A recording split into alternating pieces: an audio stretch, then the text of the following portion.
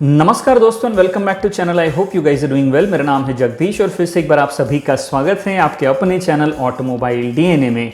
दोस्तों, अगर आप मुझे ट्विटर और इंस्टाग्राम पर फॉलो करना चाहते हैं तो लिंक मैंने आप सभी के लिए नीचे डिस्क्रिप्शन में दे दिया है। आज की इस वीडियो में हम टाटा नेक्सॉन का जो पेट्रोल में XM-S वेरिएंट है उसके मैनुअल ट्रांसमिशन को होंडा जैज़ के petrol top end variant ZX manual transmission के साथ में कंपेयर करने वाले हैं। यह सुनने के बाद में कई लोग मुझे पागल और बेवकूफ़ कहेंगे, क्योंकि उनकी राय में दोनों गाड़ियों के सेगमेंट अलग अलग है और उनका कंपैरिजन नहीं हो सकता है। लेकिन मेरी राय में आज की डेट में भी प्राइस एक ऐसा इंपॉर्टेंट फैक्टर है जो बहुत ही इंपॉर्टेंट रोल प्ले करता है, क्योंकि हर एक कस्टमर जब भी गाड़ी लेने के लिए जाता है तो वो अपने लिए कम से कम कीमत में एक ज़्यादा बेहतर प्रोडक्ट अपने घर लाना चाहता है। और यही सबसे इंपॉर्टेंट रीज़न है जो मुझे यहाँ पर ये वीडियो बनाने के लिए मजबूर कर रहा है, क्योंकि दोनों गाड़ियों में लगभग 56,500 रुपीज़ का प्राइस गैप है। इसके अलावा ये वीडियो बनाने का मेरा एक और मकसद है दोस्तों, जो भी लोग इस सेगमेंट में अवेलेबल ऑप्शंस को लेकर थोड़ा सा कंफ्यूज हैं उनके लिए एक छोटी सी क्लैरिटी बन जाएगी कि उन्हें एक प्रीमियम हैचबैक लेनी चाहिए या फिर एक कॉम्पैक्ट एसयूवी। इस वीडियो में हम दोनों गाड़ियों की कॉमन फीचर्स के साथ साथ एक दूसरे में ना मिलने वाले फीचर और बाकी सभी पहलुओं पर विस्तार से बात करेंगे। तो हमेशा की तरह इस वीडियो में भी हमारे साथ में आखिर तक बने रहिएगा, क्योंकि हर एक सेक्शन के बाद में इन दोनों गाड़ियों को लेकर अगर आपके जहन में कुछ डाउट है तो वो सारे क्लियर हो जाएंगे। और वीडियो ख़त्म होने से पहले मैं आप सभी के साथ में दोनों गाड़ियों की प्राइसिंग भी शेयर करूंगा, जिसे जानकर आप अपने लिए एक सही फैसला कर पाएंगे कि आपको होंडा की जैज़ लेनी चाहिए या फिर टाटा की नेक्सॉन। क्या होंडा जैज़ आपको टाटा नेक्सॉन से ज़्यादा बेहतर और मजबूत बिल्ड क्वालिटी ऑफर कर पाती है? दोनों गाड़ियों में जो भी प्राइस गैप है, क्या वो आपको टाटा नेक्सॉन लेने पर मजबूर कर सकता है? आपकी राय में दोनों में से कौन सी गाड़ी आपके लिए ज़्यादा बेहतर और वैल्यू फॉर मनी प्रोडक्ट साबित होती है? इस बारे में आप क्या सोचते हैं? आपकी राय नीचे कमेंट बॉक्स में लिखना बिल्कुल भी मत भूलिएगा, क्योंकि मुझे हमेशा उसका इंतज़ार होता है।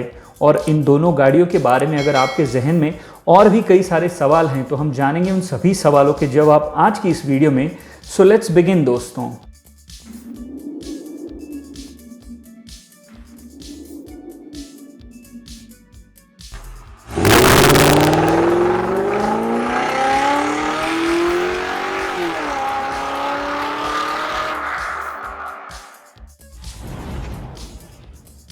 तो चलिए सबसे पहले बात कर लेते हैं दोस्तों इन दोनों गाड़ियों के सेगमेंट और सेगमेंट की प्राइस रेंज के बारे में।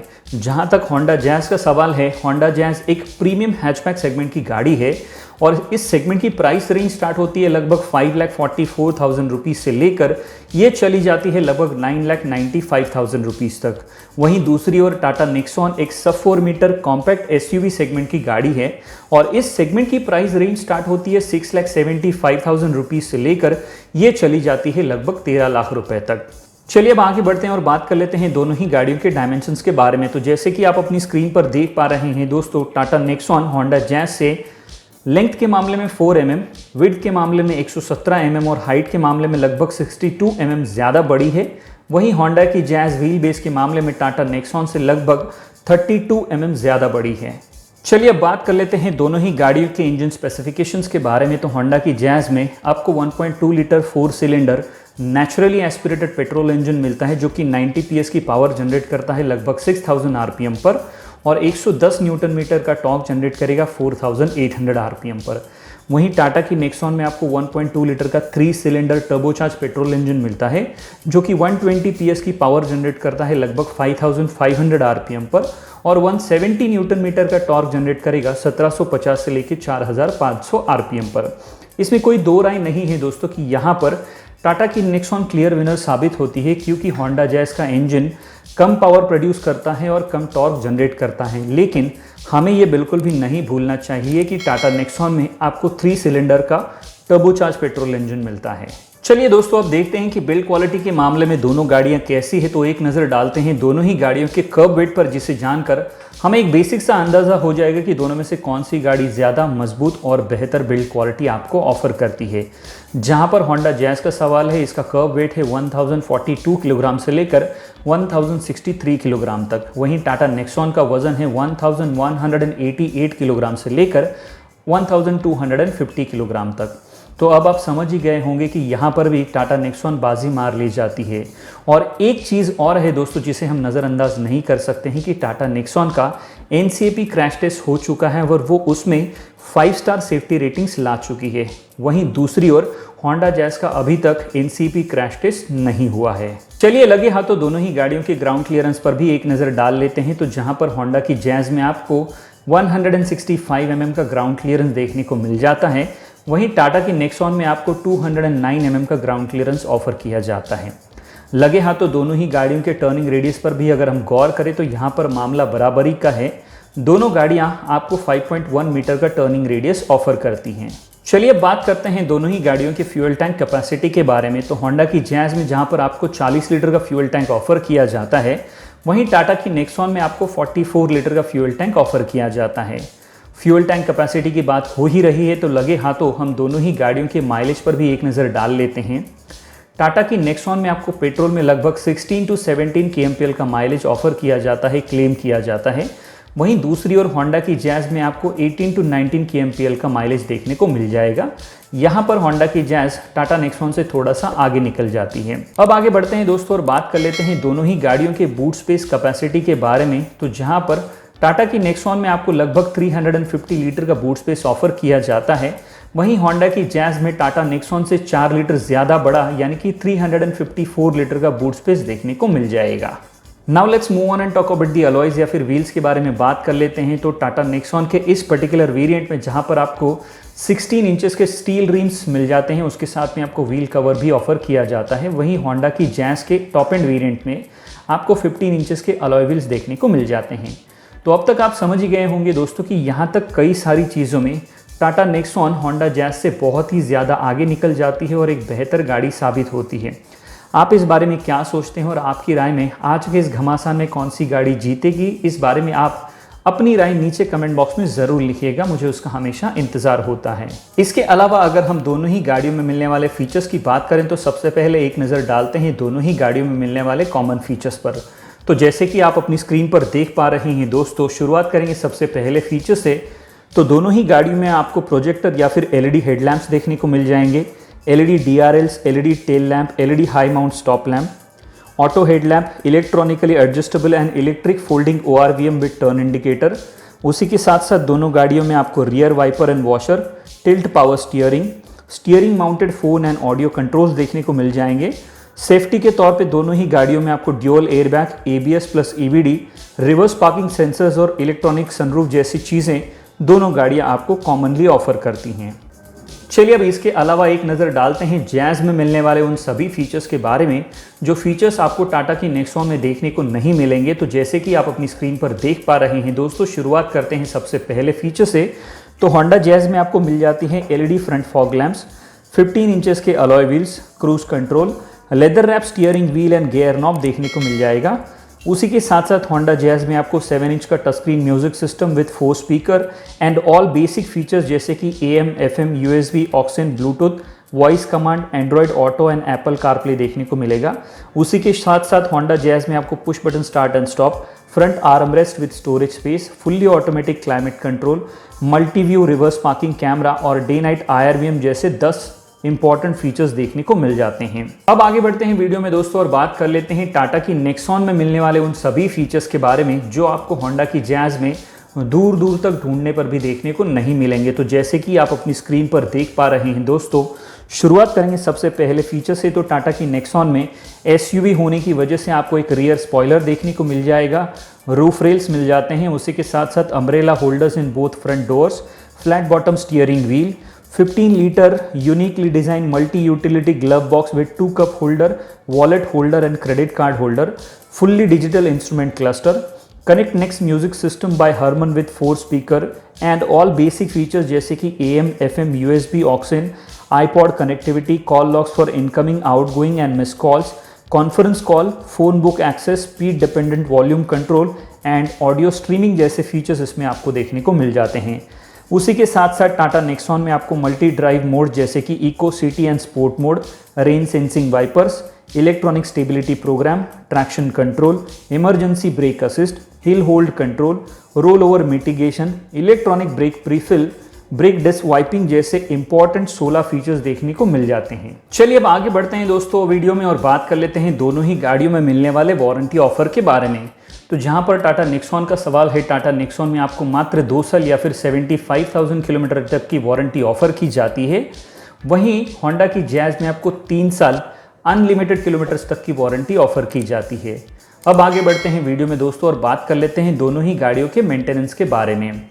मेंटेनेंस का जहां तक सवाल है दोस्तों, तो इसमें कोई दो राय नहीं है। मैं थोड़ा स्पेसिफिकली आपको दोनों मॉडल्स के बारे में बता देता हूं। टाटा नेक्सॉन के मुकाबले में होंडा जैज का मेंटेनेंस थोड़ा सा महंगा साबित हो सकता है, क्योंकि होंडा के स्पेयर पार्ट थोड़े से महंगे आ सकते हैं। लेकिन इसमें कोई दो राय नहीं है कि आफ्टर सेल सर्विस के मामले में होंडा की आफ्टर सेल सर्विस टाटा की आफ्टर सेल सर्विस से 1000 गुना ज़्यादा बेहतर है और होंडा की जैज बहुत ही ज़्यादा बेहतरीन वारंटी पैकेज के साथ में आती है। चलिए दोस्तों अब मुड़ते हैं और बात कर लेते हैं इस वीडियो के सबसे इम्पॉर्टेंट सेक्शन के बारे में, जो कि है प्राइसिंग। दोनों गाड़ियों में कितना प्राइस गैप है और इनकी प्राइसिंग क्या है ये जान लेते हैं। लेकिन प्राइसिंग बताने से पहले यहाँ पर एक चीज़ मैं क्लियर करना चाहूँगा दोस्तों, इस वीडियो में या फिर मेरे किसी भी वीडियो में जो भी प्राइसेस मैं कोट करता हूँ वो सभी के सभी प्राइसेस एक शोरूम कॉस्ट होते हैं और गाड़ियों की ऑफिशियल वेबसाइट से लिए जाते हैं। तो अपने शहर में एग्जैक्ट प्राइसिंग के लिए आपको हमेशा अपने नज़दीकी डीलर से संपर्क करना पड़ेगा। इस वीडियो की अगर हम बात करें तो यहाँ पर होंडा जैज का जो पेट्रोल मैनुअल में टॉप एंड वेरिएंट है ZX, उसकी प्राइसिंग जो है एक शोरूम कॉस्ट मुंबई के हिसाब से आपको मिलेगा 8,92,929 रुपीज़ का। वहीं टाटा नेक्सॉन का पेट्रोल में XM-S वेरिएंट मैनुअल में इसकी प्राइसिंग एक शोरूम कॉस्ट मुंबई के हिसाब से आपको मिलेगी 8,36,500 रुपीज़ तक की, जो कि होंडा जैज से लगभग 56,500 रुपीज़ सस्ता आ जाता है। चलिए दोस्तों अब एक नज़र डालते हैं दोनों ही गाड़ियों के कंपटीशन पर। तो अपने सेगमेंट में जहां तक होंडा जैज का सवाल है, ये गाड़ी कंपटीशन देती है टाटा की अल्ट्रोज, ह्युंडई की इलीट i20, मारुति की बलेनो और टोयोटा की ग्लांजा जैसी गाड़ियों को। वहीं दूसरी ओर टाटा की नेक्सॉन अपने सेगमेंट में compete करती है फोर्ड की इकोस्पोर्ट, महिंद्रा की XUV 300, ह्युंडई की वेन्यू और किया सोनेट जैसी गाड़ियों से ये तगड़ा मुकाबला करती है। चलिए दोस्तों आगे बढ़ते हैं वीडियो में और एक नज़र डाल लेते हैं दोनों ही गाड़ियों के ड्रॉबैक्स पर और शुरुआत करेंगे होंडा जैज से। तो सबसे पहला ड्रॉबैक है होंडा जैज में आपको किसी भी तरीके से कोई भी डीजल इंजन नहीं मिलता है। दूसरा ड्रॉबैक है दोस्तों कि ये गाड़ी मुझे थोड़ी सी ज़्यादा ओवर प्राइस लगती है। और तीसरा ड्रॉबैक इस गाड़ी में मॉडर्न एज और अप मार्केट के हिसाब से कुछ फीचर्स इस गाड़ी में मिसिंग हैं।